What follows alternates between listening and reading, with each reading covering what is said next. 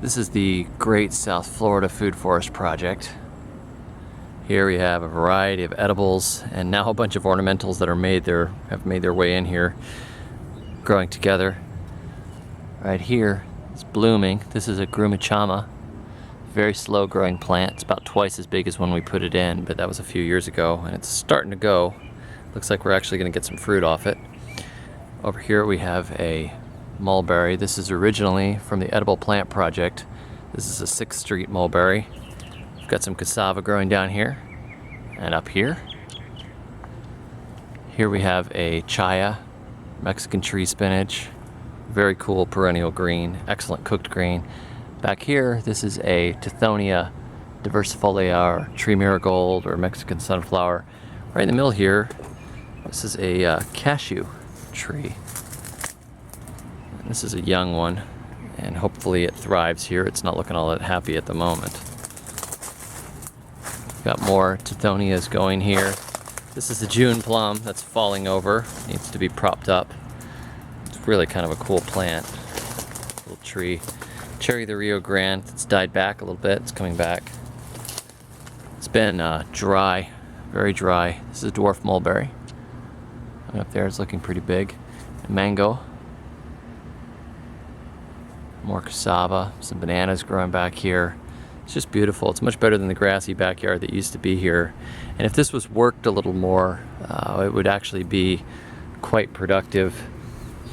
It's these long-term trees that'll really start to get productive over time, but you could intercrop all kinds of yams and things in between. This coconut is really kicking this year. I'm very proud of it. I planted this when I was 15. Planted the little coconut with a sprout out of it. It's looking good. And I have katuk and an edible hibiscus at its base with longevity spinach growing around that. Over here, I've got a avocado tree. This one makes avocados the size of melons, or at least its parent did. And I planted this over here. A moringa tree. And this moringa tree here is actually set a pod. As you can see, that pod hanging off up there. That was pretty cool. Little key lime that keeps hanging on. Always seems to be dealing with nutrition deficiencies, but it's still hanging on. A couple more bananas. This is a star over here. This is the star fruit. This tree has just been a monstrously productive tree. It bears 2 times a year, and it's just always going. It's just starting to bloom again, as you can see up here. See all those little pink blooms coming in. Over here in this corner, we've got passion fruit growing on the fence.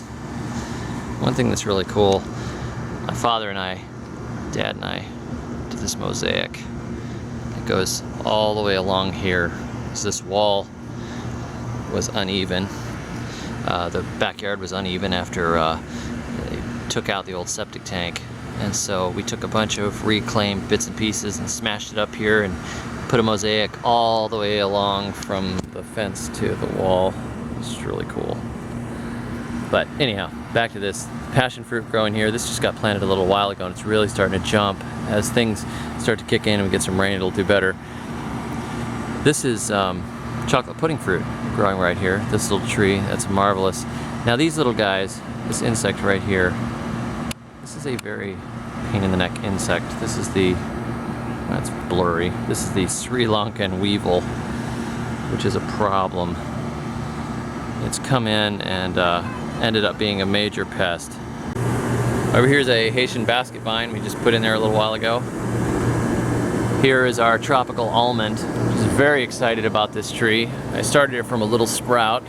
And it's really starting to kick now. And it actually is bearing almonds for the first time. So that's really cool. Can't believe how fast this tree grew. Over here we have the Mozzarella cherry tree, also known as Barbados cherry, and it is bearing rounds of fruit over and over again and just doing a marvelous job. It's over my head. It was 4 foot tall when we put it in a couple of years ago, and it's really kicking. This here is a little jabuticaba tree, which is still growing, and then up here is a Natal plum. The Natal plum has edible fruit on it that tastes kind of like raspberries. As you can see the fruit right there. This has been a very cool tree. It came into productivity once we ripped up all the stuff that was underneath it, choking it out. Now it's really taken off. Right here is Tamarind Tree. Tamarind is really kicking now. It's twice as tall as I am. It's got this great big thick trunk on it, and should be fruiting before too long.